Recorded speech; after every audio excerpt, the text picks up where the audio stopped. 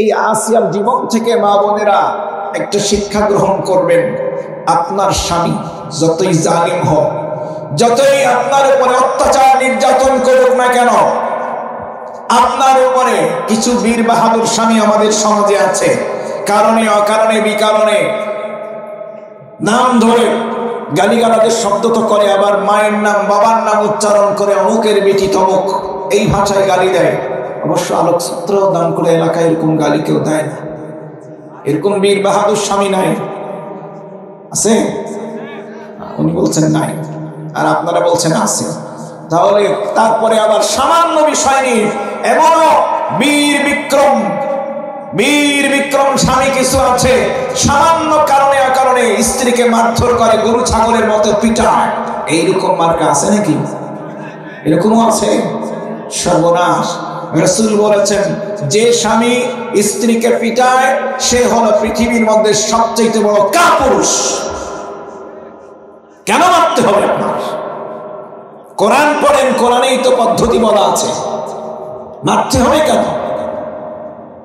মারাটা তো একটা বিশেষ পর্যায়ে গিয়ে পারমিশন আছে, সেটা তাও ক্ষেত্র বিশেষে। আবার কি দিয়ে মারবেন সেটাও হাদিসে আছে। মারার পারমিশন যেই কারণে সেটাও তাফসিরে বলা আছে। কিভাবে মারবেন, কতটুকু পরিমাণ লাঠি দিয়ে সেটাও বলা আছে। দেখেন, এই সূক্ষ্ম বিষয়গুলো এগুলো ইসলামী শরীয়তে আছে। আমরা তো বলি ইসলামে কি নাই, কি আছে জানি না, এই জন্য ইসলামের বিরুদ্ধে আমাদের দেশের অনেক বুদ্ধিজীবী কথা বলে। ঠিক কি নজরে বলেন মুসলমান? আউযু বিল্লাহি মিনাশ শাইতানির রাজীম। বিসমিল্লাহির রহমানির রহিম। إنما المؤمنون الذين إذا ذكر الله وجلت قلوبهم وإذا تليت عليهم آياته زادتهم إيمانا وعلى ربهم يتوكلون صدق الله العظيم.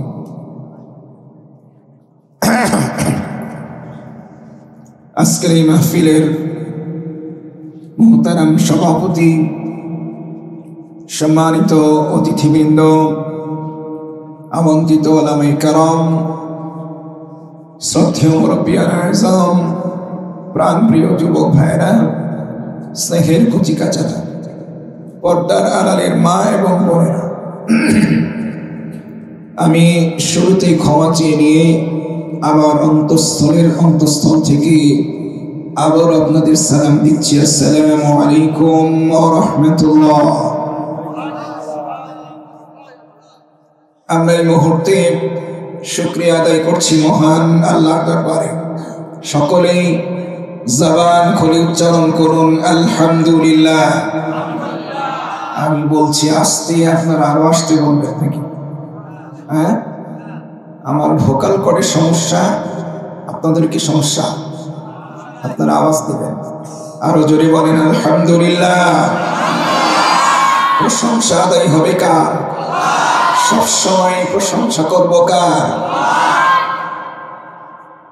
অতঃপর লাখ কোটি দরুদ এবং সালাম বিশ্বনবী মুহাম্মদুর রাসূলুল্লাহ সাল্লাল্লাহু আলাইহি ওয়াসাল্লামের প্রতি। আমরা যেহেতু প্রচন্ড শীত, আর সবচেয়ে বড় সমস্যা আমি নিজে, এই জন্য খুব লম্বা নয়, অল্প কথা বলবো। আপনারা সহযোগিতা করবেন তো ইনশাআল্লাহ? 1 নম্বর সহযোগিতা হলো, যে কয়েক মিনিট কথা বলবো সেই কয়েক মিনিটে কেউ উঠে যাবেন না। রাজি তো ইনশাআল্লাহ? এই সহযোগিতা করবেন, আল্লাহ কবুল করুন। আরো জোরে বলেন, আরো জোরে।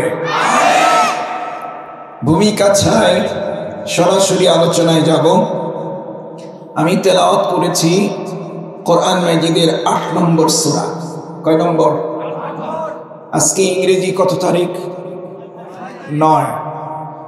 দিনে পার হলো আরবি 7 তারিখ। জমাদিউস সানি মাসে 7 পার হয়েছে, রাত হওয়ার সাথে সাথে 8 তারিখ পড়েছে। তো জমাদিউস সানি মাসের 8 তারিখ তারিখের সাথে মিল করে 8 নম্বর সূরা সূরাটির নাম হলো সূরা আনফাল। কি নাম? জোরে বলতে হবে, সূরা আনফাল। এই সূরাটি কোরআনের সিরিয়াল নম্বর 8, রাসূলের কাছে অবতীর্ণের সিরিয়াল 95। সূরাতে রুকু আছে 10, সূরার মধ্যে শব্দ আছে 1631 খানা। এই সূরাতে হরফ অক্ষর আছে 5294টি। এই সূরার 2 নম্বর আয়াত আমি তেলাওয়াত করেছি। এই আয়াতের আলোকে খুব সংক্ষিপ্ত কথা বলব। তবে আলোচনার প্রারম্ভে আমরা এই মুহূর্তে আশ্রয় চেয়ে নিব কার কাছে? সবাই বলেন আরো জোরে। আমার ভাঙা কণ্ঠে আমি কথা বলছি, আপনারা দারাজ কণ্ঠে আওয়াজ দিয়ে পড়ুন আমার সঙ্গে। আউযু বিল্লাহি মিনাশ শাইতানির রাজীম। বিসমিল্লাহির রাহমানির রাহিম। বিতাড়িত মরদুদ শয়তানের ওয়াসওয়াসা থেকে আল্লাহর কাছে পানাহ চাই। পরম করুণাময় অসীম দয়ালু। সকলে একটু আওয়াজ দিয়ে বলেন তো কার নামে শুরু? আরো জোরে। আমরা সবাই খেয়াল করেন, যখন বাজারে যায় তেলের দরকার, সরিষার তেল। বাজারে তেল আছে 3-4 রকম। আমরা তেল কিনতে গেলে কোনটা খুঁজি? 9 নম্বরটা, 3 নম্বর, 6 নম্বর বলেন না? সবাই বলেন খাঁটি না ভেজাল?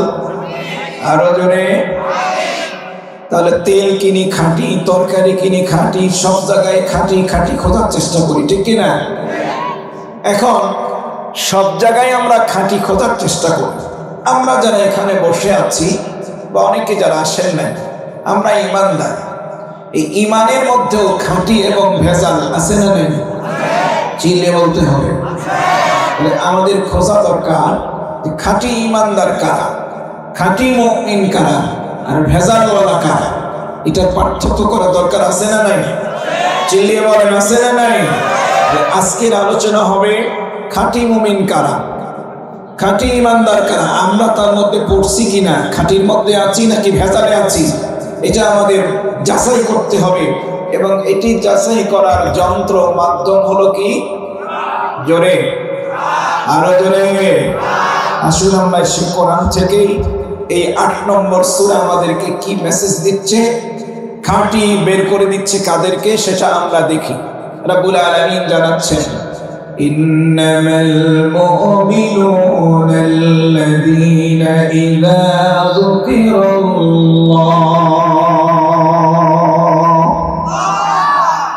আল্লাহ রাব্বুল আলামিন বলেন, নিশ্চয়ই মুমিন তারা, নিশ্চয়ই ইন্নামাল মুমিনুনা, নিশ্চয়ই মুমিন হলো তারা। তাফসীরে জালালাইনের বর্ণনা, আল কামিলিনাল ঈমানা, অর্থাৎ পূর্ণ ঈমানদার খাঁটি মুমিন হলো তারা যাদের মধ্যে বৈশিষ্ট্য লক্ষণ থাকবে 5টি। জোরে বলেন কয়টি? আরো জোরে। জোর হলো না? সবাই মিলে প্র্যাকটিস তো করা লাগবে। সময় আসছে আবার নতুন সামনে, ঠিক কিনা? তাহলে কয়টি বৈশিষ্ট্য থাকা লাগবে? লক্ষণ। খাঁটি মুমিনের লক্ষণ কয়টি? 5। নম্বর 1, 1 নম্বর লক্ষণ হলো ইযা যুকিরাল্লাহু, যখন জিকির করা হয় আল্লাহ। কার জিকির? চিল্লিয়ে বলতে হবে, আরো জোরে। আল্লাহর জিকির মানে শুধুমাত্র কি আল্লাহু আল্লাহু আল্লাহু আল্লাহু এরকম? জিকিরের অর্থ, কোরআন বলছে জিকিরের অর্থ হলো 8টি। জিকিরের অর্থ কয়টি? এক জায়গায় 7টি, অনেক জায়গায় 8টি বলা আছে।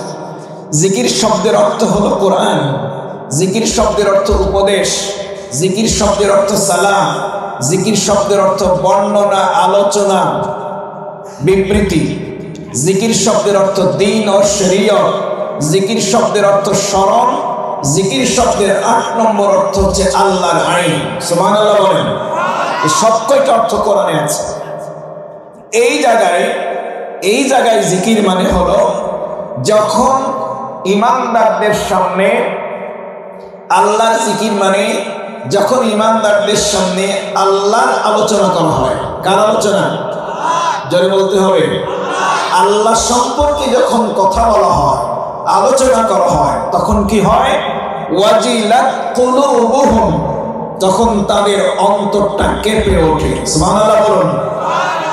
আল্লাহর কথা শুনে, আল্লাহ সম্পর্কে আলোচনা শুনলে অন্তর যাদের কেঁপে ওঠে, অন্তরে নাড়া দেয়, অন্তরে খবর হয়, অন্তরে একটু আন্দোলিত হয়, বুঝতে হবে যে এটা খাঁটি মুমিনের 1 নম্বর লক্ষণ। জোরে বলেন সুবহানাল্লাহ। আসুন মা বোনেরা সকান লাগাবেন। হাতের মধ্যে একটা লোহার টুকরা। কিসের টুকরা? এ পিচ্চিরা তোমরা জবাব দিবে জোরে। কিসের টুকরা? লোহা। লোহার টুকরা হাতের মধ্যে নিয়ে যদি জোরে চাপ দেন, তাহলে লোহার টুকরাটা গলে পানি হয়ে আঙ্গুলের ফাঁক দিয়ে পড়বে নাকি? পড়বে। এটা আল্লাহ একজনকে ক্ষমতা দিয়েছিলেন। সে কে বলেন তো? দাউদ নবী। দাউদ নবী লোহা আগুনে হিট দিয়ে নরম করা রাখতো না। উনি লোহা হাত দিয়ে যেমন খুশি তেমন আঁকা বাঁকা করতেন, টান দিয়ে বাড়াই দিতেন রাবারের মতো। ওই হাত দিয়ে তিনি যুদ্ধের পোশাক বর্ম বানাতেন। সুবহানাল্লাহ বলেন। যুদ্ধের পোশাক বর্ম আপনারা দেখবেন ইতিহাস থেকে ছবি আছে আগের যুগের। যুদ্ধের পোশাক মানে হলো মাথায় একটা হেলমেটের মতো, এবং এখান থেকে আমরা যে জুব্বা পরি লম্বা, এই জুব্বার মতো এই নিচের টাকনোর একটু এক বিগত উপর পর্যন্ত, এই পর্যন্ত যে লম্বা জামা, এটাকে বলা হয় বর্ম। এই বর্মটি দাউদ নবী লোহা দিয়ে বানাতেন। সুবহানাল্লাহ বলবেন না? তো এটা আল্লাহ ওনাকে দিয়েছিলেন। এটা আল্লাহর পক্ষ থেকে তার জন্য ছিল মুজিজা। লোহা আমরা হাত দিয়ে চাপাচাপি করলে গলাতে পারবো? নয়েজ ঠিক করে। লোহা যদি আঁকা বাঁকা হয়, খেয়াল করেন, লোহা যদি আঁকা বাঁকা হয় তাহলে বেশি চাপাচাপি করলে নিজেদের আমাদের হাতের লাল পানি বেরিয়ে যাবে, ঠিক না? চকচকে ঝকঝকে একটা লোহার টুকরা, মনে করেন এই যে এখানে মাইকের স্ট্যান্ডটা আছে নিকেল কালারের, একদম সাদা দেখা যাচ্ছে, ঠিক না? এইরকম একটি স্বচ্ছ লোহার টুকরা যদি মাটিতে ফেলে রাখেন, 1 সপ্তাহ পরে সে মাটির থেকে তুললেন, তোলার পরে দেখা গেল যে এই বাইরে এখানে যেমন চকচকে ঝকঝকে ছিল, 1 সপ্তাহ পর ওঠানোর পরে ওইটা তার চাইতে আরো বেশি চকচকা সোনার মতো হয়ে গেছে। কি হবে? কথা বলেন, কি হবে বলেন? দীর্ঘদিন যদি মাটির মধ্যে পড়ে থাকে তাহলে এই জংগুলো আস্তে আস্তে ঝরে ঝরে খসে খসে লোহাটা এক সময় মাটির সাথে মিশে যাবে। আচ্ছা এবার খেয়াল করেন, তাকান আমার দিকে। একটা ধানের দানা, ধানের একটা দানা আপনি দাঁতের নিচে নিয়ে চাপ দিলে দাঁত দিয়ে কেটে দেওয়া যায় না? যায়। একটা গমের বীজ, গমের দানা হাতের আঙ্গুলের মাঝখানে নিয়ে, এই তালুর মাঝখানে নিয়ে আঙ্গুল দিয়ে এরকম করে জোরে ডলা দিলে গমের দানাটা ভেঙে দেওয়া যায়। কদুর বিচি, লাউয়ের বিচি, সবজির বিচি 2 আঙ্গুল দিয়ে এইভাবে ধরে মট করে ভেঙে দেওয়া যায়। খুব ভালো করে খেয়াল। লোহার টুকরা মাটিতে ফেলে রেখেছেন বা পড়ে আছে, জং ধরে গেছে, আস্তে আস্তে আস্তে আস্তে মাটির সাথে মিশে যাবে। কিন্তু ওই মাটিতে কৃষক ভাইয়েরা ধান ছিটিয়েছেন, গম ছিটিয়েছেন, বা একটা বীজ লাগিয়েছেন, সবজির বিচি লাগিয়েছেন, 2 দিন 3 দিন পর এসে দেখা গেল যে ওই বিচিটা, ওই বীজগুলো মাটির সঙ্গে মিশে গেছে। কি হয়? কথা বলেন, কি হয় বলেন? বলেন। এখানে তো আমরা চিন্তা করি না, এই কাজটা কে করলেন? কে করলেন?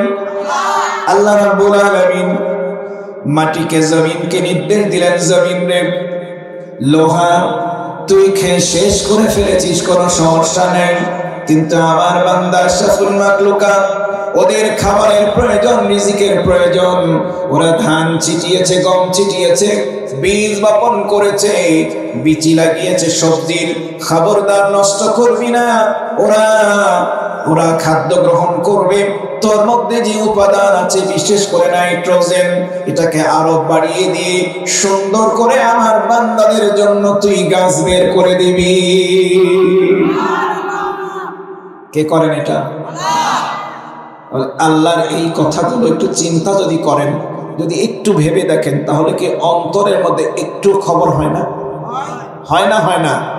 এটা হলো খাঁটি মুমিনের 1 নম্বর লক্ষণ। আল্লাহর কথা শুনলে, আল্লাহর কথা বললে, আল্লাহর কথা চিন্তা করলে অবশ্যই অন্তরে একটু খবর হবে। এটা হলো খাঁটি ইমানদারের, খাঁটি মুমিনের কয় নম্বর? 1। 2 নম্বর লক্ষণ, খুব লম্বা ব্যাখ্যা করব না, আমি খুব শর্টে এগিয়ে যাব। 2 নম্বর, খাঁটি মুমিনের 2 নম্বর লক্ষণ হলো وَإِذَا تُلِيَتْ عَلَيْهِمْ آيَاتُهُ زَادَتْهُمْ إِيمَانًا। আওয়াজ দিয়ে বলেন আল্লাহু আকবার। খাঁটি ইমানদারের, খাঁটি মুমিনের 2 নম্বর লক্ষণ হলো যখন তাদের সামনে আল্লাহ পাকের আয়াতগুলো তেলাওয়াত করা হয়, তেলাওয়াত শোনার সাথে সাথে তাদের ঈমানের পাওয়ারটা কমে যায় নাকি বেড়ে যায়? কোরআন শুনলে তাদের ঈমান বাড়বে, এটা হলো খাঁটি মুমিনের কয় নম্বর লক্ষণ?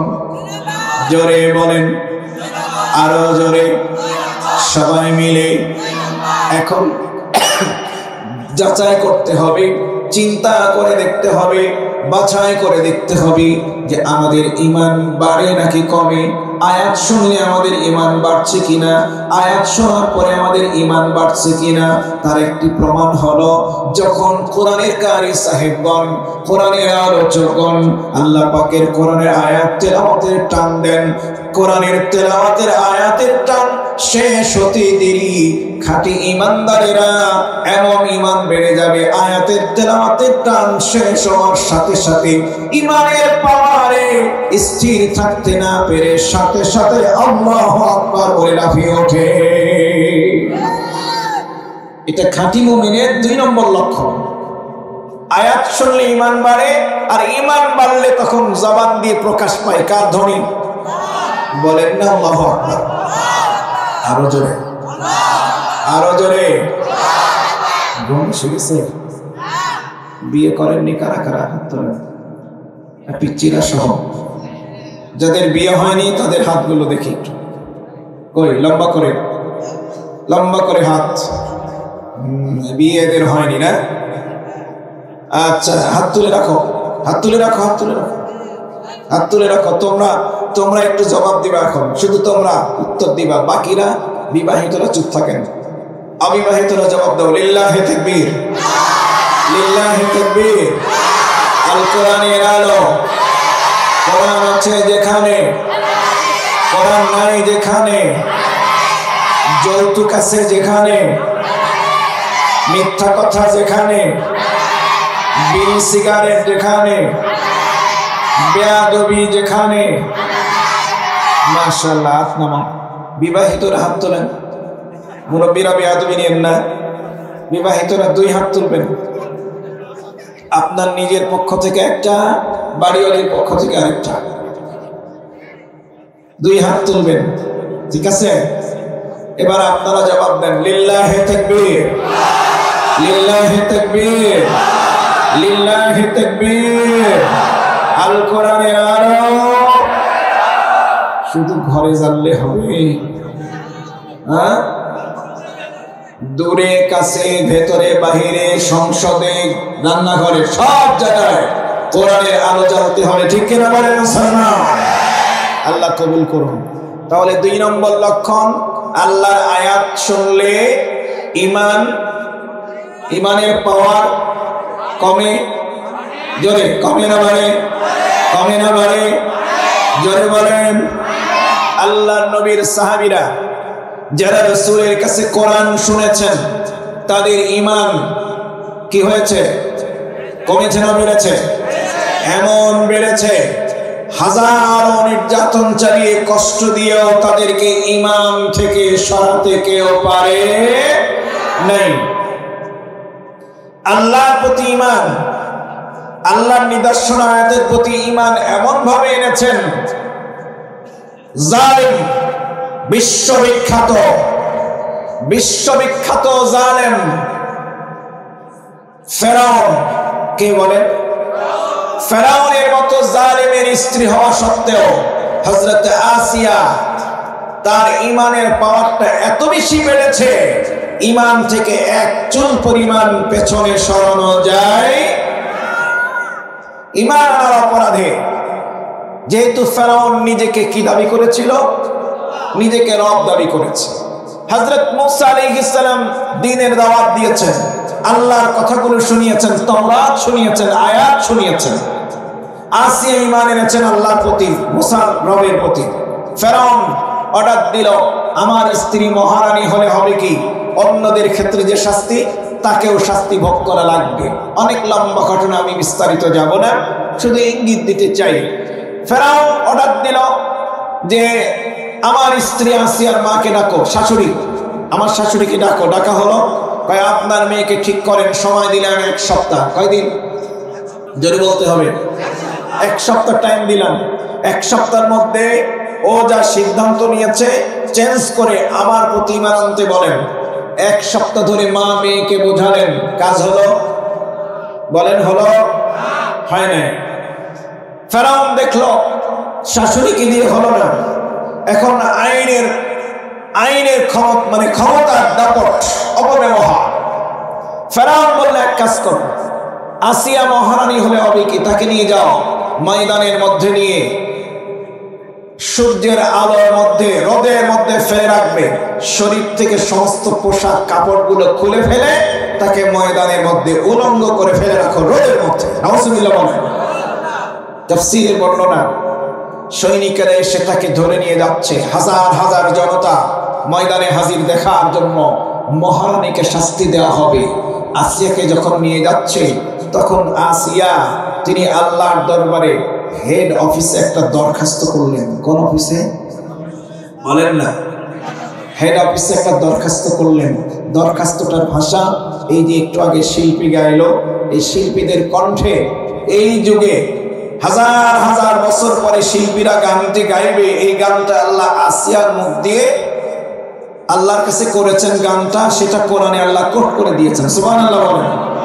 66 নম্বর সূরাতে আসিয়ার সেই দরখাস্তের ভাষাটা আল্লাহ বলে দিয়েছেন, ওয়াদারাবাল্লাহু মাসালাল লিল্লাযীনা আমানু ইমরাআতা ফিরআউন ইয ক্বালাত রাব্বি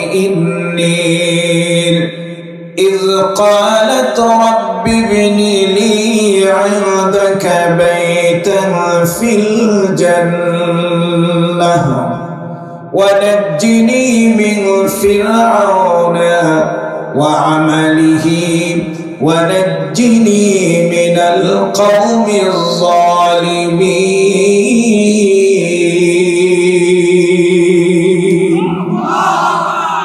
হেড অফিসে দরখাস্ত দিলেন, হে আমার রব, আমার জন্য তোমার পাশে জান্নাতে একটা ঘর বানিয়ে দিও। সুবহানাল্লাহ।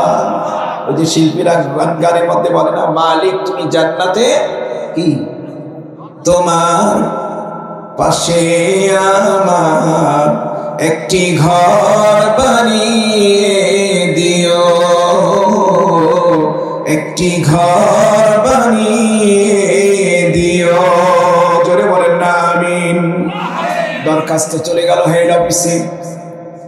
এরপরে আসিয়াকে নিয়ে যাওয়া হচ্ছে, ময়দানের মধ্যে নিয়ে যাওয়া হচ্ছে। কোরআনের বর্ণনা, আল্লাহর পক্ষ থেকে ফেরেশতারা এসে গেলেন, আসিয়ার কানে কানে তারা শুনিয়ে দিলেন, আল্লাহ তাখাফু ওয়ালা তাহজানু, কোনো ভয় নাই, কোনো দুশ্চিন্তা নাই, আমরা তোমার জন্য প্রস্তুত আছি, তোমার সঙ্গী আছে। জোরে বলেন সুবহানাল্লাহ। আসিয়াকে নিয়ে যাওয়ার পরে সৈনিকেরা পোশাকগুলো শরীর থেকে একটা একটা করে খুলতে শুরু করলো। মা বোনেরা খেয়াল করেন, একটি একটি করে পোশাক খোলা শুরু হলো, উলঙ্গ করে দেওয়া হচ্ছে। আল্লাহ পাকের কুদরতি শক্তি এখানে কাজ করা শুরু করলো। সমস্ত দেহ থেকে সমস্ত পোশাকগুলো খুলে উলঙ্গ করে ফেলে দেওয়া হলো। কিন্তু যারা এই কাজটি করছিল আর হাজার হাজার জনতা, কেউ কিন্তু আসিয়াকে উলঙ্গ কেউ দেখতে পেল না। ওরা সবাই দেখতে পাচ্ছে আসিয়া পোশাক পরে আছে, কিন্তু বাস্তবে তাকে উলঙ্গ করে দেওয়া হয়েছে। তার মানে হলো আল্লাহ রাব্বুল আলামিন প্রত্যেকের চোখের উপরে আল্লাহ আবরণ ফেলে দিয়েছে। এক সপ্তাহ ধরে উলঙ্গ করে রোদের মধ্যে ফেলে রাখা হয়েছে। ফেরাউন আসে, জিজ্ঞেস করে, এই তোমার সিদ্ধান্ত পাল্টেছে? তোমার রবকে? আসিয়া কি সাথে সাথে বলে দিল, ফেরাউন তুমি বলেছিল? কি বলেছিল? রবকে। জোরে বলেন। প্রতিদিন আসিয়া জিজ্ঞেস করে, আসিয়ার ইমানের পাওয়ার কমে না বাড়ে? আরো বেড়ে যায়। 7 দিন পার হলো, ফেরাউন বলল, না এভাবে হবে না, এক কাজ করো, ওর হাত এবং পা ছড়িয়ে দিয়ে হাতে আর পায়ে রড নিয়ে এসে পেরেকের মতো মাটির সাথে গেঁথে দাও। নাউজুবিল্লাহ বলেন। হাতে এবং পায়ে পেরেকের মতো লোহার রড ঢুকিয়ে দেওয়া হলো। কোনো চিৎকার চেঁচামেচি নাই, কান্নাকাটি নাই, চিৎকার চেঁচামেচি নেই। এরপরে ফেরাউন একজন সৈনিককে অর্ডার দিল যে আর দেরি নয়, বিরাট বড় একটা পাথর নিয়ে গিয়ে তার বুকের উপরে চাপা দাও, ফেলে দিয়ে ওকে শেষ করে দাও। সৈনিকটি কাছে এসে দেখে আসিয়ার চেহারাটা উপরের দিকে, চোখ দুটো খোলা, চেহারার মধ্যে হাসি হাসি ভাব, মনে হচ্ছে যেন হাসছেন আর কি যেন উনি দেখছেন। সুবহানাল্লাহ। সৈনিকটি জিজ্ঞেস করছে, মহারানী ঘটনা কি? আপনার চেহারার মধ্যে কোনো কান্না নাই, কষ্টের কোনো ছাপ নাই, আপনার হাতে পায়ে লোহার রড ঢুকিয়ে দেওয়া হয়েছে, রক্ত বেরিয়ে যাচ্ছে, অথচ আপনি কোনো কান্নার শব্দ শুনতে পেলাম না, কাঁদলেন না, অথচ আবার এখন দেখতে পাচ্ছি আপনি হাসছেন মনে হচ্ছে, ঘটনাটা কি? আসিয়া আস্তে করে চেহারা ঘুরিয়ে সৈনিকটির দিকে তাকিয়ে বলছে, তুমি যা বললে তুমি কি তাই করেছো? হ্যাঁ, আপনার হাতে আর পায়ে রড ঢুকিয়ে দেওয়া হয়েছে। আসিয়া তখন বলছেন, হতে পারে, তুমি যা বলছো হতে পারে, কিন্তু আমি টের পাই নাই, এই জন্য যে আমি এখনো দেখতে পাচ্ছি যেই হেড অফিসে আমি দরখাস্ত করেছিলাম, আমি সেই হেড অফিস থেকে বরাদ্দকৃত যেই ঘর জান্নাতে, আমি সেই জান্নাতের ঘরটা দেখতে পাচ্ছি। আমার হাতে আর পায়ে কি করেছো আমি আসিয়া সামান্য টের পাই না। জোরে বলেন সুবহানাল্লাহ। আল্লাহর জন্য যাদের জীবন চলে যায়, শাহাদাত যারা বরণ করে, সে সময় আল্লাহ সামান্যতম কোনো কষ্ট বুঝতে দেন না। সুবহানাল্লাহ বলবেন না? আমার ছাত্র, আমার স্টুডেন্ট, আগস্ট মাসের 5 তারিখ, কয় তারিখ? কয়দিন আগে, খুব বেশি দিন না, আগস্টের 5, যেই দিন বিজয় হলো বাংলাদেশ নতুন ভাবে, আমার স্টুডেন্ট বলছে, স্যার আমি একটা পটকার শব্দ শুনলে চিল্লিয়ে দৌড়ে মায়ের কাছে দৌড়াই, এমন ভয় আমার।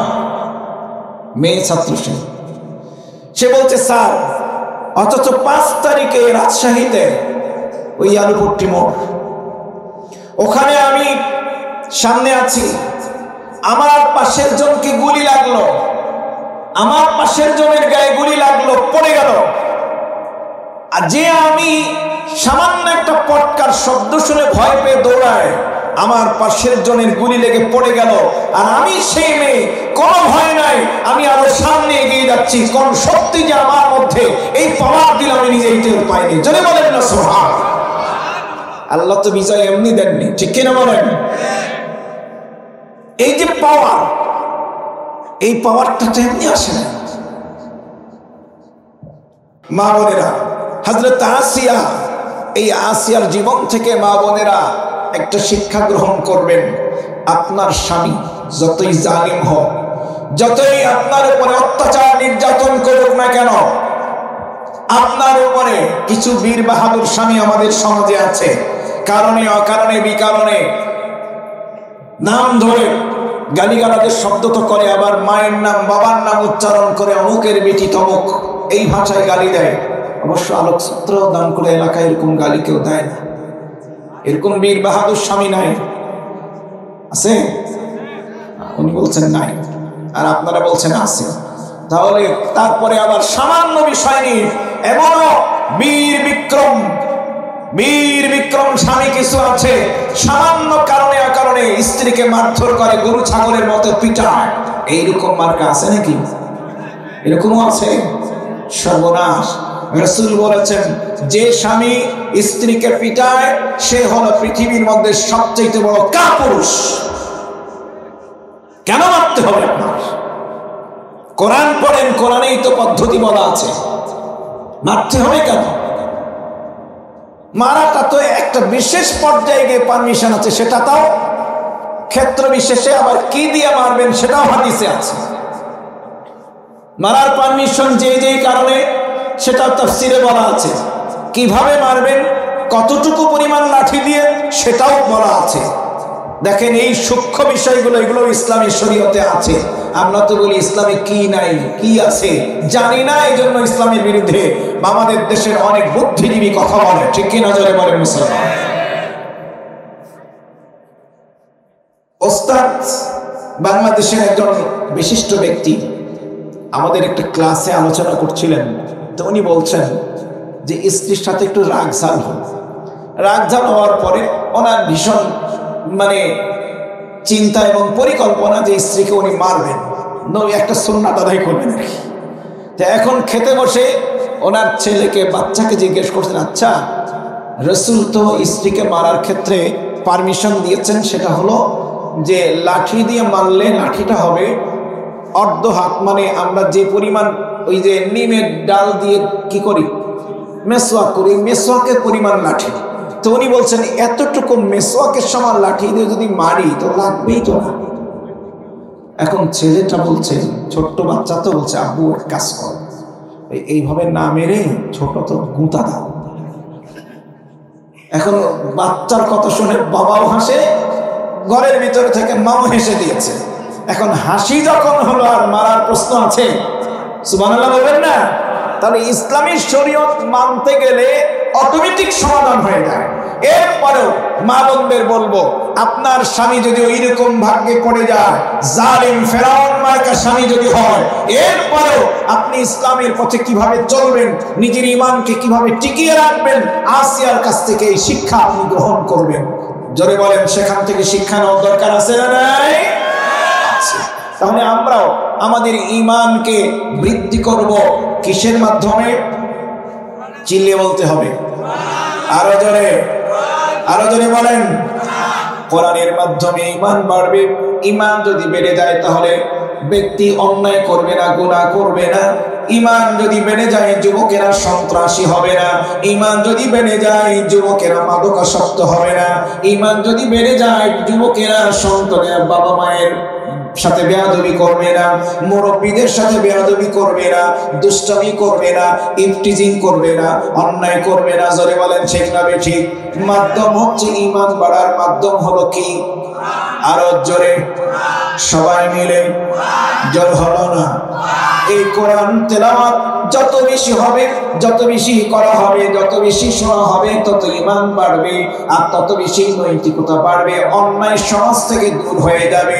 দুঃখজনক হলো সত্য, ইতিপূর্বে এই কোরআনের আলোচনা, কোরআনের তেলাওয়াত, কোরআন কেন্দ্রিক যত কিছু করার চেষ্টা করা হয়েছে, মাঝে মাঝে প্রতিবন্ধকতা এসেছে, মাঝে মাঝে 144 জারি করা হয়েছে কোরআনের মাহফিলের বিরুদ্ধে, ঠিক কিনা জোরে বলেন? কোরআনের তেলাওয়াত, কোরআনের তাফসীর ছেলে পড়বে, সন্তান পড়বে, আপনি পড়বেন, আপনার ঘরে আছে, আপনার টেবিলে আছে কোরআনের তাফসীর গ্রন্থ। আপনাকে এই কোরআনটাকে জঙ্গিবাদের বই আখ্যায়িত করে আপনাকে সহ মেহমানখানায় নিয়ে যাওয়া হয়েছে, ঠিক কিনা? কোরআনকে জঙ্গির বই বলা হয়েছে বিগত 15.5 বছর, ঠিক না ঠিক বলেন? কোরআনের চর্চা, আল্লাহ বলছেন কোরআন যত বেশি চর্চা হবে ঈমান বাড়বে, ঈমান বাড়লে অন্যায় দূর হবে। আর আমরা কি করেছি? কোরআনের চর্চা কমাইছি, গান বাজনা অন্য কিছুকে আরো বেশি করে পার দিয়ে বাড়িয়েছি। ফলে আল্লাহর রহমতের পরিবর্তে গজব আমাদের জন্য এসেছে, ঠিক না ঠিক? অতএব আমরা যদি রহমত পেতে চাই, কোরআনের আলোচনা, কোরআনের চর্চা, কোরআনের তেলাওয়াত ঘরে ঘরে ঘরে ঘরে বাড়াতে হবে। রাজি আছি না নাই? মুসলমান রাজি আছি না নাই? হাত তুলে জবাব দেন লিল্লাহি তাকবীর, লিল্লাহি তাকবীর। আল্লাহ কবুল করুন। গেল 2 নম্বর লক্ষণ। 3 নম্বর লক্ষণ হলো খাঁটি মুমিনের লক্ষণ। বলছি কি মুমিনের? খাঁটি মুমিনের লক্ষণ 1 নম্বর কি বলা হয়েছে? 1 নম্বর আল্লাহর কথা শুনলে, আল্লাহর কথা যখন আলোচনা হয় হৃদয় কেঁপে ওঠে। 2 নম্বর তেলাওয়াত শুনলে ঈমান বাড়ে। 3 নম্বর লক্ষণ হলো ওয়া আলা রাব্বিহিম ইয়াতাওয়াক্কালুন। 3 নম্বর লক্ষণ খাঁটি ঈমানদারের বিপদ মুসিবত বাধা বিপত্তি যত কিছুই আসুক না কেন, ঈমানদার খাঁটি ঈমানদারের 3য় লক্ষণ হলো সব সময়ের জন্য সে ভরসা করবে। জোরে বলেন কার প্রতি? আর জোরে বলেন কার প্রতি ভরসা? ওই যে ফেরাউন, সে মুসা নবী এবং বনি ইসরাইল জাতির উপরে নির্যাতন চালিয়েছে। আজকে যেমন ইহুদিরা মুসলমানদের উপরে নির্যাতন চালাচ্ছে ফিলিস্তিনে, ঠিক কিনা জোরে বলেন? হাজার হাজার, শুধু নয় 43,000 মুসলমানকে ওই ফিলিস্তিন গাজায় হত্যা করেছে একটি বছরে। 1000-এরও বেশি, 1100 মসজিদকে গাজায় একেবারে মাটির সঙ্গে মিশিয়ে দিয়েছে। 3টি হাসপাতাল, 3টি গোরস্থান, 2টি গির্জা, সেগুলোকেও মাটির সঙ্গে মিশিয়ে দিয়েছে ইহুদিরা ফিলিস্তিনের গাজায়। লেবাননে সেখানে 3000-এর বেশি নারী পুরুষ মুসলমানকে হত্যা করা হলো। বাইতুল মুকাদ্দাস ওরা ঘিরে রেখেছে, মসজিদুল আকসা ওরা দখল করে রেখেছে। এই যে নির্যাতন চালাচ্ছে, আল্লাহর বিধান, রাসূলের ভবিষ্যৎবাণী, সেই ফিলিস্তিনের মুসলমানদের এক সময় আল্লাহ বিজয় দেবেন, ঠিক কিনা? আল্লাহ শুরু করে দিয়েছেন, আল্লাহ শুরু করে দিয়েছেন। লক্ষণগুলো প্রকাশ পাচ্ছে। ওলামায়ে কেরাম তারা হাদিসের আলোকে ব্যাখ্যা করছেন এই অঞ্চলের জন্য রাসূলের ভবিষ্যৎবাণী হলো গাজওয়ায়ে হিন্দ, হিন্দুস্তানের জিহাদ সংগঠিত হবে। শুরু হয়েছে আফগানিস্তান দিয়ে, তারপরে বাংলাদেশ, এরপরে ভারত তো আছে। এই বেল্টে গাজওয়ায়ে হিন্দ হবে। আল্লাহ রাসূলের সাহাবী আবু হুরায়রা বলেন, আল্লাহর নবী আমাদের সামনে ওয়াদানা রাসূলুল্লাহ সাল্লাল্লাহু আলাইহি ওয়াসাল্লাম গাজওয়াতাল হিন্দ, আল্লাহর নবী আমাদের সামনে হিন্দুস্তানের জিহাদ সম্পর্কে বর্ণনা করলেন। আবু হুরায়রা বলেন, আল্লাহ যদি আমাকে সেই পর্যন্ত জীবিত রাখেন, আমি অবশ্যই সেই জিহাদে অংশগ্রহণ করব। আমি যদি সেই জিহাদে, সেখানে যদি আমি মারা যাই, মৃত্যুবরণ করি, কুনতু আফজালুশ শুহাদা, আবু হুরায়রা বলেন আমি হব সর্বশ্রেষ্ঠ শহীদ। আর যদি আমি ফিরে আসি, তাহলে আমি যেন জ্বলন্ত আগুনের ভেতর থেকে আবু হুরায়রা ফিরে আসলাম। তার মানে এই হাদিস দ্বারা বোঝানো হলো এই উপমহাদেশে হিন্দুস্তানের যে জিহাদ সংগঠিত হবে, এটা যেমন তেমন হবে না, অত্যন্ত ভয়ানক জিহাদ হবে। হাদিসের বর্ণনায় ইমাম মাহদী যে এলাকা থেকে নেতৃত্ব দেবেন, আল্লাহ ঈসা নবীকে আবার পাঠাবেন, মানে জীবিত আছেন, নামাবেন ফেরেশতাদের মাধ্যমে সিরিয়ার দামেস্ক। ইতিমধ্যে আপনারা লক্ষ্য করেছেন সিরিয়ার জালেম শাসক আমাদের দেশের মতো যেমন পলাতক পলাইছে, ওইরকম পালিয়েছে 2 দিন আগে, ওখানেও বিজয় হয়েছে। সুবহানাল্লাহ বলেন। তার মানে আল্লাহ অপেক্ষাকর শুরু করে দিয়েছেন। আমরা দেখতে পাচ্ছি আগামীর বিশ্ব কোরআনের বিশ্ব হবে, হতে যাচ্ছে ইনশাআল্লাহ। সুতরাং ভয়ের কোনো কারণ নাই। বাধা বিপদ মুসিবত যা কিছু আসুক না কেন, আমরা ভরসা করব কার উপরে? কার প্রতি? কার প্রতি? আল্লাহর প্রতি ভরসা করব। মা বোনেরা কান লাগান। হযরত ইব্রাহিম আলাইহিস সালাম যখন হাজেরা এবং ইসমাইলকে, জনমানবহীন, মানুষ নাই, বাড়ি নাই, ঘর নাই, দুধের বাচ্চা ইসমাইলকে সহ রেখে গেলেন কোথায়? মরুভূমি মক্কায় রেখে রওনা দিচ্ছেন। ইসমাইল এর মা হাজেরা তিনি জিজ্ঞেস করছেন এই জনমানবহীন শূন্য জায়গায় রেখে কোথায় যান, কোনো জবাব নাই। দ্বিতীয়বার জিজ্ঞেস করলেন, উত্তর নাই। তৃতীয়বার জিজ্ঞেস করলেন, ইব্রাহিম আলাইহিস সালাম শাহাদাত আঙ্গুল উপরের দিকে উঁচা করে শুধু দেখালেন। হাজেরা বুঝে ফেললেন যে এটি আল্লাহর নির্দেশে আমাদেরকে রেখে যাওয়া হচ্ছে।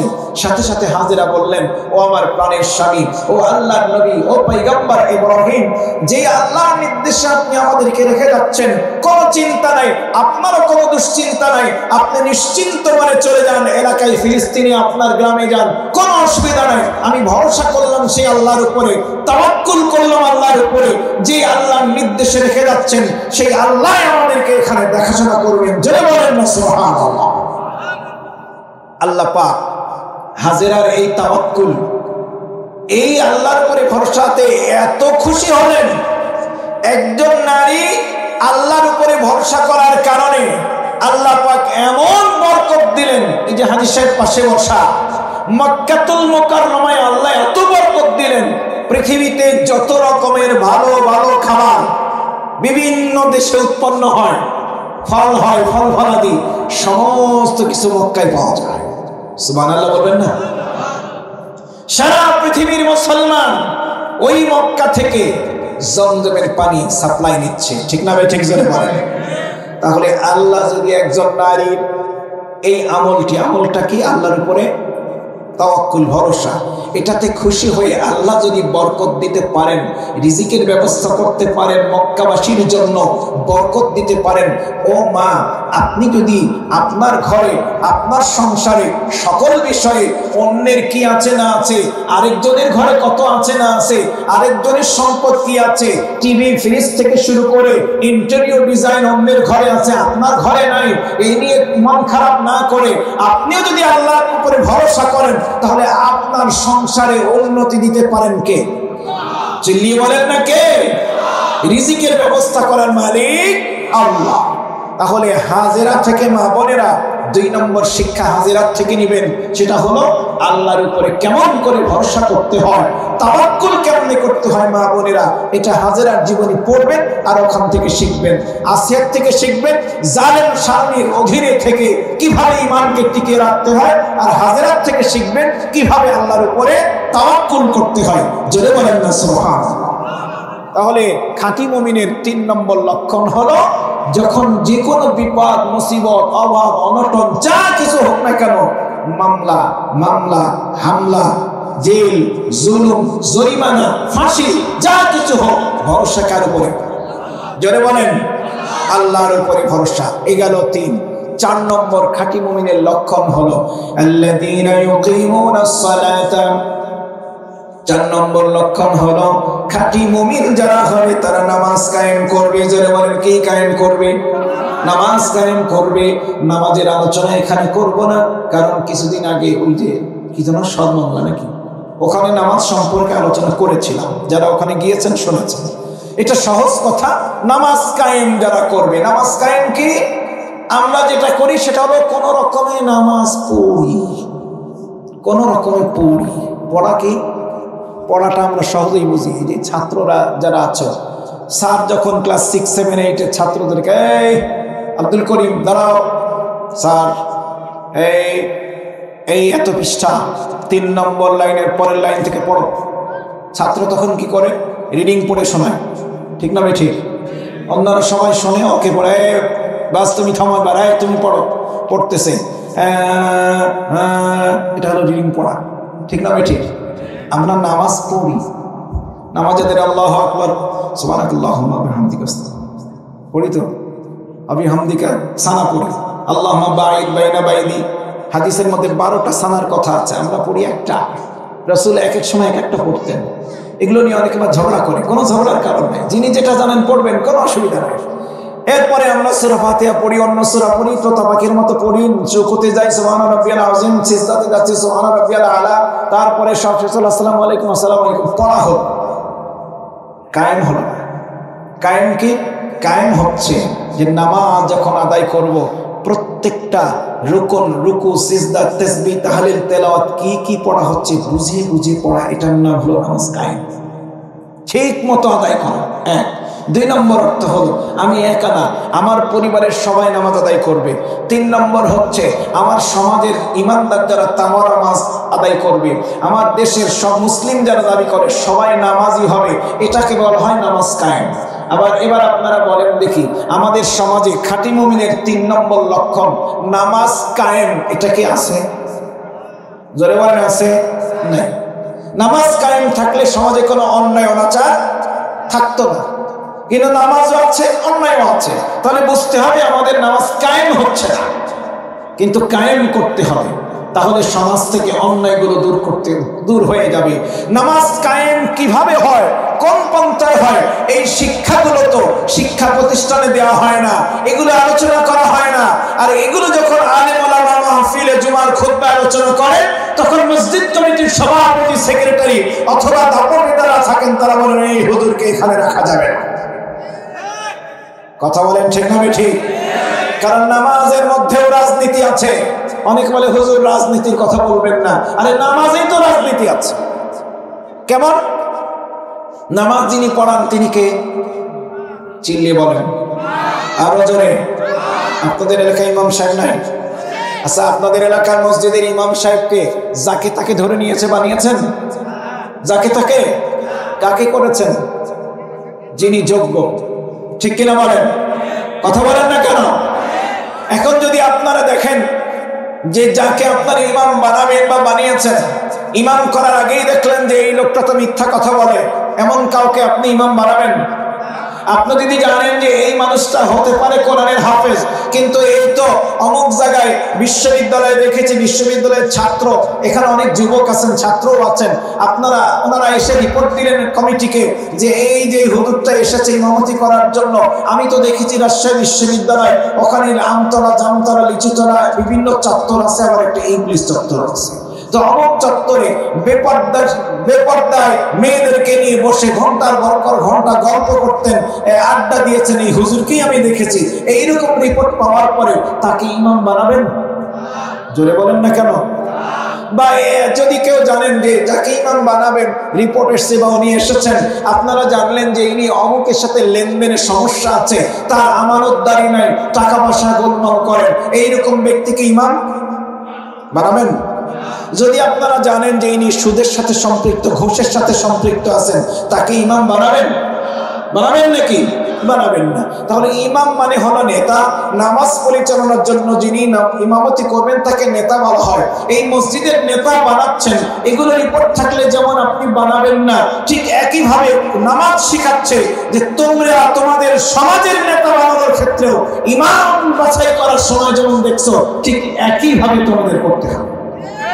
কিন্তু একটা করি, মাইক্রোস্কোপ দিয়ে খুঁজি, আর সমাজের নেতা বানানোর সময় তখন আমরা স্লোগান দিই, অমুক ভাইয়ের চরিত্র ফুলের মতো পবিত্র, কিন্তু নামাজ পড়ে না এক ওয়াক্ত, মদের আড্ডা খানায় 5 ওয়াক্ত। এই মার্কা নেতা সমাজে আছে না নাই? চিল্লিয়ে বলেন আছে না নাই? নামাজ শেখাচ্ছে, জামাতের নামাজ ইমাম বানাতে হবে, যেমন ভাবে তোমরা বাছাই করে সমাজের ইমাম, সমাজের নেতা বানাবে, ওইরকম বাছাই করা যে সুদের সাথে সম্পর্ক, মদের সাথে সম্পর্ক, আমানতদারি নাই, মিথ্যা বলে, ওয়াদা ভঙ্গ করে, এমন কাউকে নেতা বানানো যাবে না। কোরআনের জ্ঞান নাই যার, তাকে তো আমরা ইমাম বানাবো না, ঠিক কিনা? কিন্তু সমাজে কোরআনের জ্ঞান তো নাই, কোরআনের বিরুদ্ধে কথা বলে, তাদেরকেও আমরা আবার নেতা বানাই, ঠিক কিনা বলেন? নামাজের শিক্ষা বাস্তবায়ন হচ্ছে না, নামাজ কায়েমই তো হয়নি। 2 নম্বর, যোগ্যতা সম্পন্ন ইমাম আপনারা বানালেন, নামাজ শুরু হলো, ইমাম সাহেব এবার নামাজ পড়াচ্ছেন, মা বোনের সবাই খেয়াল করেন, মা বোনেরা যেহেতু মসজিদে অনেকে যাওয়ার সুযোগ পায় না, ওনারা একটু কম বোঝেন, আপনারা যেহেতু যান আপনারা জানেন। ইমাম সাহেব নামাজ শুরু করলেন, মাগরিবের নামাজ, তেলাওয়াত করতেছেন সূরা ফাতিহার পর শুরু করলেন পড়া, ইযা জাআ নাসরুল্লাহি ওয়াল ফাতহ। ভুল হলো না ঠিক হলো? কথা বলেন আরো জোরে। ইমাম সাহেব কতটুকু ভুল করেছেন? শুধুমাত্র একটা নোক্তা উপর থেকে নিচে নামিয়েছেন, ঠিক কিনা? ইযা জাআ নাসরুল্লাহ, নোক্তাকে নিচে নামায় দিয়ে পড়েছেন বাসরুল্লাহ। উপরে নোক্তা হলে নুন, নিচে নোক্তা হলে বা, ঠিক কিনা? এখন এই ভুল করার পরে পেছন থেকে মুসল্লিরা কি করে বলেন না? আল্লাহু আকবার, ঠিক না? বা সুবহানাল্লাহ। হাদিসের বর্ণনা অনুযায়ী যে লোকমান সিস্টেম অথবা শুদ্ধ উচ্চারণ। একবার লোকমা দিলেন, ইমাম সাহেব আবারও পড়ছেন ইদা জাআ বাসরুল্লাহ, আবার পেছনে লোকমা দিলেন, উনি গ্রহণ করলেন না। আবারও পড়লেন ইদা জাআ বাসরুল্লাহ, আবার লোকমা দিলেন, তিনবার হয়ে গেল। এবার উনি পড়লেন ইদা জাআ বাসরুল্লাহ। এবার মুসল্লিরা কি করবেন? বুঝে ফেলবেন যে না, উনি তো ইচ্ছে করে করছেন, লোকমা দেওয়ার পরেও সংশোধন হচ্ছেন না। অতএব পেছন থেকে জামার টান দিয়ে পেছনে আসেন, আপনার আর এই জায়গায় দাঁড়ানোর যোগ্যতা নেই, আপনি সরেন, আরেকজনকে বাদ দেব, ঠিক না? ঠিক একইভাবে নামাজের জামাত আপনাকে আমাকে শেখাচ্ছে, সমাজের নেতা যারা হবে বাছাই করে আপনি নির্বাচিত যাকে করলেন, তারা যদি ভুল করে নিয়ম অনুযায়ী নামাজ শেখাচ্ছে। আগেই বিদ্রোহ নয়, আগেই জঙ্গি স্টাইল নয়, ওই রকম ওই সব কায়দা নয়, সুন্দর গণতান্ত্রিক পন্থায় নামাজ শিখিয়ে দিল। আগে লোকমা দাও, কি ঠিক না? ঠিক, আগে লোকমা দিতে হবে। নেতাজি এইটা ভুল হচ্ছে, সংশোধন করেন। একবার দিলেন, আবার দিলেন, যখন হচ্ছে না তখন নির্দিষ্ট সময়ে আপনি যখন সুযোগ আসবে ব্যালট পেপারে সিল দেওয়া, তখন সিদ্ধান্ত নেবেন বারবার লোকমা দিয়েছি নামাজের মতো শুনে নয়, যেহেতু অতএব এইটাকে চেঞ্জ করে যোগ্য আরেকজনকে আনতে হবে, ঠিক না? এই শিক্ষা কি দিচ্ছে? নামাজ দিচ্ছে। এই শিক্ষাকে আমরা কাজে লাগাই কখনো? এটা তো নামাজে আছে। মানে এই কথাগুলো যদি আমি বলি বলবেন হুজুর তো রাজনীতি করছে। এটা তো রাজনীতির কথা নয়, এটা তো কোরআনের কথা, নামাজের শিক্ষা। এটা কোরআনের মধ্যে কাহিনীওয়ালা সূরা অনেকগুলো, আর সবচাইতে সুন্দর কাহিনী বলা হয়েছে যে সূরাকে, সেই সূরার নাম কি বলেন তো একজন? সূরা ইউসুফ। কোন সূরা? আহসানুল কাসাস। আল্লাহ নিজেই বলছেন, আপনারা পড়বেন। মা বোনেরা তো আলহামদুলিল্লাহ নামাজ কালাম ঠিক করেন। আগে ছিল কিছুদিন আগে, এখন আলহামদুলিল্লাহ কমে গেছে। সেটা হলো অনেক মা বোন তারা ইন্ডিয়ান কিছু চ্যানেলে কিছু নাটক হয়, সিরিয়াল হয়, দিনের মধ্যে 2-3 বার দেখায়। একবার না দেখতে পেলে আরেক ওয়াক্তে গিয়ে কাজা যায় সিরিয়ালগুলো দেখার জন্য। তো এইটা পছন্দ করে। তা আল্লাহ রাব্বুল আলামিন কোরআনে একটা সিরিয়াল দিয়েছেন, সেটা হলো সূরা ইউসুফ। ধারাবাহিক ঘটনা বর্ণনা করেছেন। এখন কাহিনীওয়ালা সূরা ইউসুফের মধ্যে পুরা সূরার মধ্যে রাজনীতি ঢুকে আছে। অনেক বলে হুজুর এমন সূরার আলোচনা শুরু করবেন যেন কেচ্ছা কাহিনী হয়। তো কেচ্ছা কাহিনীর মধ্যেও তো রাজনীতি আছে। কারণ ইউসুফ নবী কি হয়েছেন? ইউসুফ নবী কুয়ার মধ্য থেকে গিয়ে মিশরের রাষ্ট্রপ্রধান হয়েছেন। তাহলে রাষ্ট্রপ্রধান হওয়া, রাজ্য পরিচালনা করে, এটা রাজনীতির বিষয় না? এটা কোরআনে ওই সূরার মধ্যে আছে না নাই? তাহলে আল্লাহ কোরআনে রাজনীতির কথা বলেছেন, আপনি আমি আলেম বললে আপনার সুবিধা কোথায়?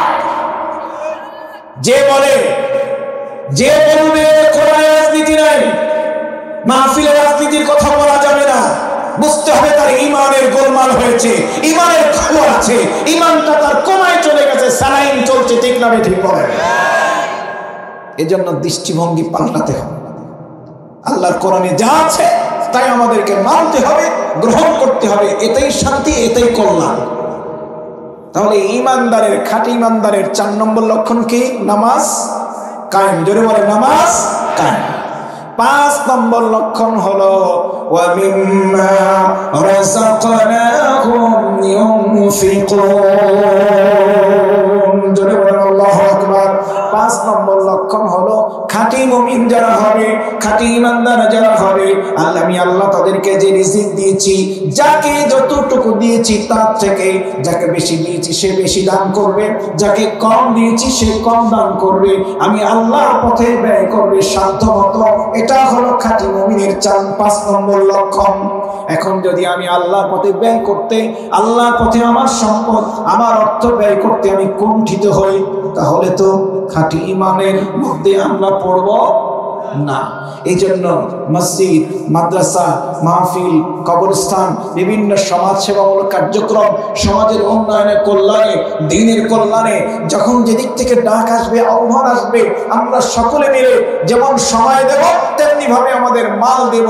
আল্লাহ তো বলেছেন ওয়াতুজাহিদুনা ফি সাবিলিল্লাহি বিআমওয়ালিকুম ওয়া আনফুসিকুম, জীবন দিয়ে, মাল দিয়ে, সম্পদ দিয়ে, সময় দিয়ে তুমি কোরবানি করো, জিহাদ করো। আমরা রাজি আছি তো ইনশাআল্লাহ? রাজি আছি তো ইনশাআল্লাহ? আল্লাহ তাআলা কবুল করুন, জোরে বলুন আমিন। আরো জোরে বলুন আমিন। তাহলে খাঁটি মুমিনের লক্ষণ কয়টা?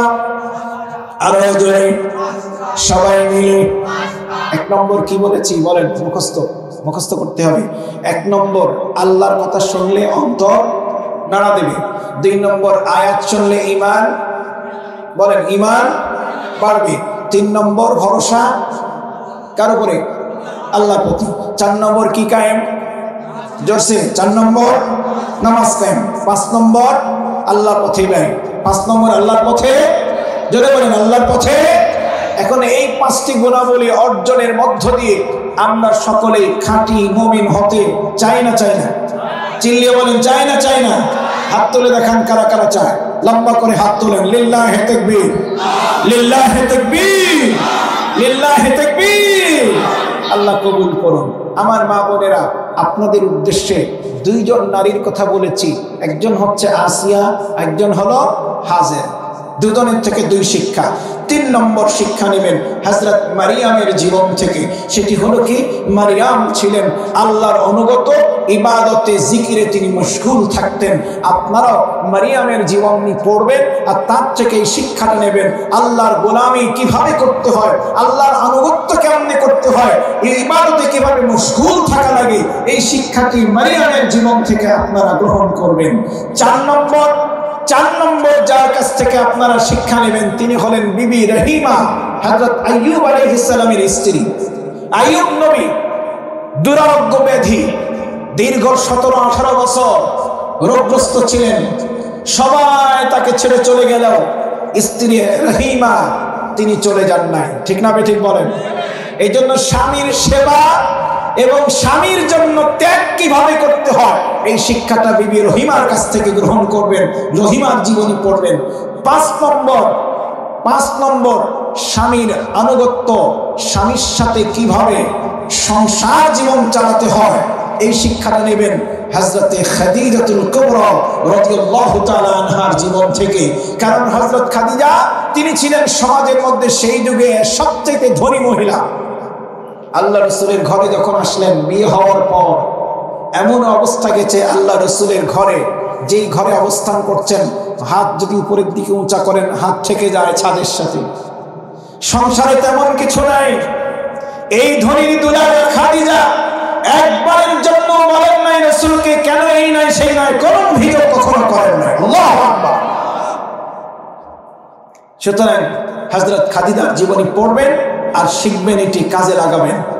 6 নম্বর হযরত আয়েশা রাদিয়াল্লাহু তাআলা আনহা, নবীর আরেকজন স্ত্রী, তার কাছ থেকে যেটি শিক্ষা নেবেন সেটি হলো যে কিভাবে জ্ঞান অর্জন করতে হয়, জ্ঞান চর্চা কেমনে করতে হয়, এটি হযরত আয়েশার কাছ থেকে শিখবেন। কারণ হযরত আয়েশা তিনি ছিলেন কোরআনের হাফেজা, তিনি ছিলেন হাদিসের হাফেজা, তিনি ছিলেন সাহিত্যিক, তিনি ছিলেন ইতিহাসবিদ, তিনি ছিলেন কবিতা রচনা করতে পারতেন, আবার তিনি ছিলেন ডাক্তার। সুবহানাল্লাহ।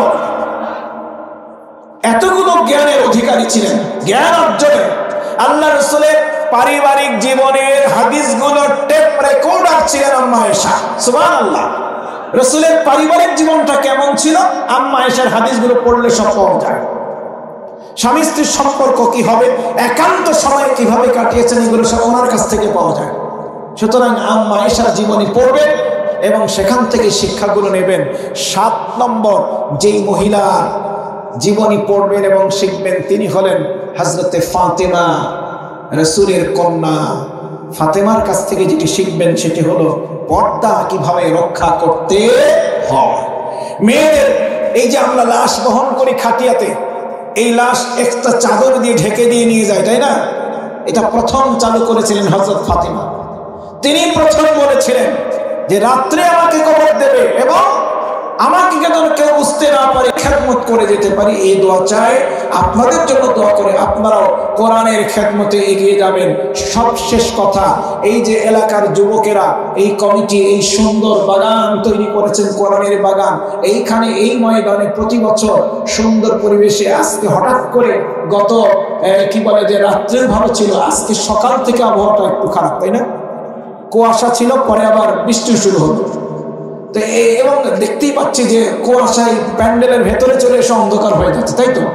তো আগামীতে সুন্দর আবহাওয়ায় এবং সুন্দর সময় এইরকম মাহফিল প্রতি বছর এখানে অনুষ্ঠিত হোক আমরা চাই। সবাই চায়? সবাই? কারা কারা একটু হাত তোলেন তো, সবাই চায় কিনা? আল্লাহ কবুল করুন।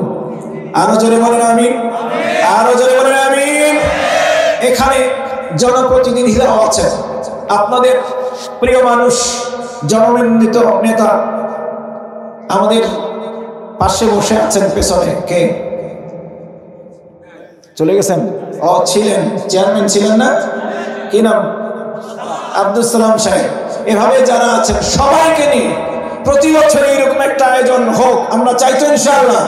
তাহলে যুবকেরা কমিটি যদি আপনাদেরকে ডাক দেয়, আহ্বান জানায়, এই যে মাহফিল করতে গেলে অনেক কষ্ট, প্যান্ডেল, মাইক, লাইট, কত কিছু করতে হয়, খরচ আছে না?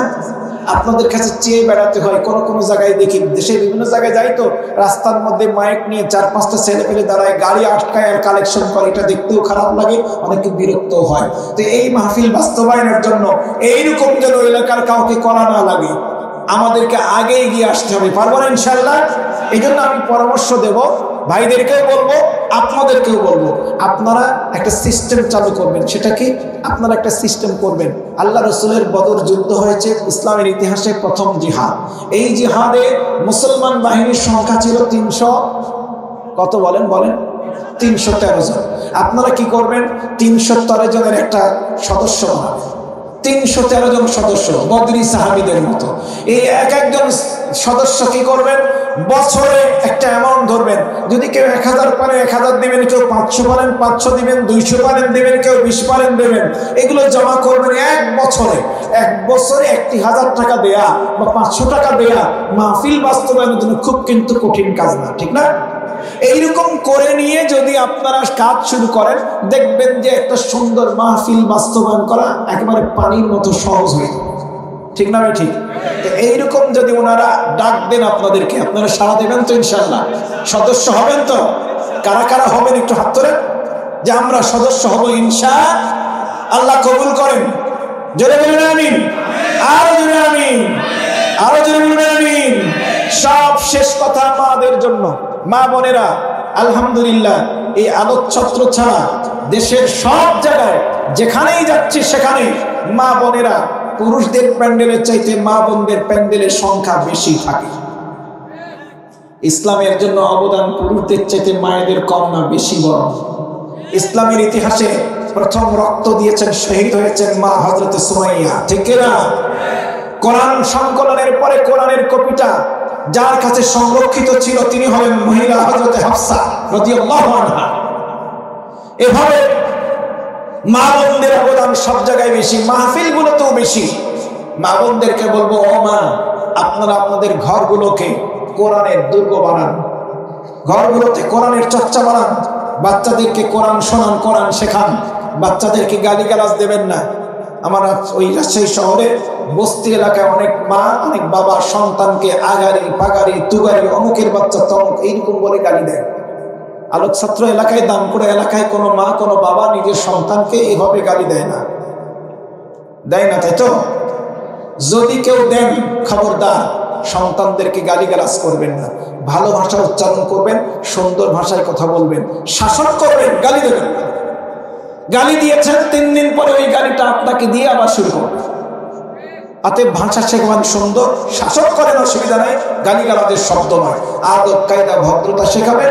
ওরা মানুষের মতো মানুষ হয়ে গড়ে উঠবে, ওদের জন্য আপনিও সমাজে দোয়া পাবেন ইনশাআল্লাহ।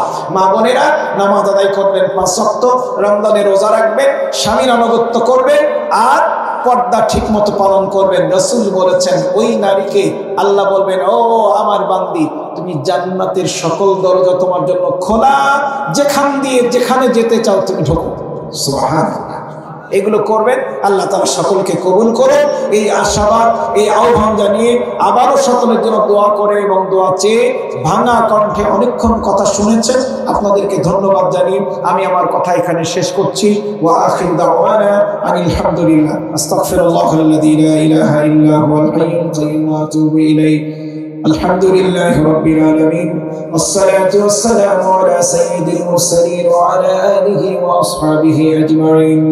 রব্বানা যালামনা আনফুসানা ওয়া ইল্লাম তাগফির লানা ওয়া তারহামনা লানাকুনান্না মিনাল খাসিরিন। রব্বুল আলামিন, গভীর রজনীর প্রচন্ড শীতের ভেতরে তোমার অসংখ্য বান্দা বান্দি কষ্ট করে বসে আছেন, কোরআনের কথাগুলো শুনেছেন।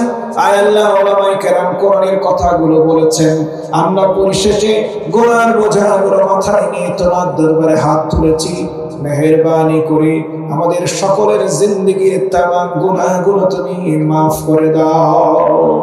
আল্লাহ তাআলা, আজকের এই মঞ্চ থেকে যা কিছু আলোচনা হয়েছে, উলামায়ে কেরাম যে কথাগুলো বলেছেন, এই কথাগুলো আমাদেরকে পালন করার, আমল করার তৌফিক তুমি দিয়ে দাও। আল্লাহ, ভুল কোন শব্দ যদি বলে থাকি, যেহেতু আমি মানুষ, ভুল হয়ে থাকলে আমাকে ক্ষমা করে দাও।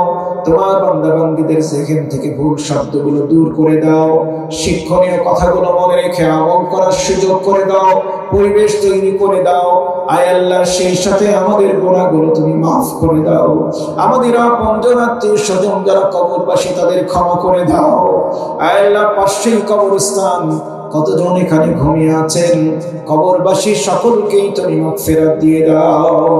রব্বুল আলামিন, খাস করে আমাদের মধ্য থেকে যাদের আব্বাজান কবরে কত কষ্ট করেছেন, পিতা আমাদের জন্য মাথার ঘাম পায়ে ফেলে পরিশ্রম করেছেন, মামলা মোকদ্দমা করেছেন আমাদের জন্য, আমার কারণে সমাজের মানুষের কাছে গালমন্দ শুনেছেন, সেই আব্বাজান কবরে মেহেরবানি করে পিতার কবরটাকে তুমি জান্নাতের টুকরা বানাও। জনম দুঃখিনী মা, মমতাময়ী মা যাদের কবরে চলে গেল, আল্লাহ কত কষ্ট করেছেন মা আমাদের জন্য। শীতের রাতে মা কষ্ট করে সন্তানকে দুধ পান করিয়ে ঘুম পাড়িয়েছেন, একটু পরে মা হয়তো চোখ বুঝেছেন, সন্তান আমি চিৎকার করে কেঁদেছি, মায়ের ঘুমটা ভেঙে গেছে। মা কাঁথা বদল করে দিয়ে, গালে মুখে চুমো দিয়ে, পোশাক চেঞ্জ করে দিয়ে আবারও সুন্দর করে ঘুম পাড়িয়েছেন। একটু পরে মা হয়তো চোখ বুঝেছেন, আমি আবার চিৎকার করে কেঁদেছি, মায়ের ঘুমটা আবার ভেঙে গেছে। একটি মাত্র রাত্রে কতবার মায়ের ঘুম নষ্ট করেছি, 2 বছর ধরে কত বিরক্ত মাকে করেছি।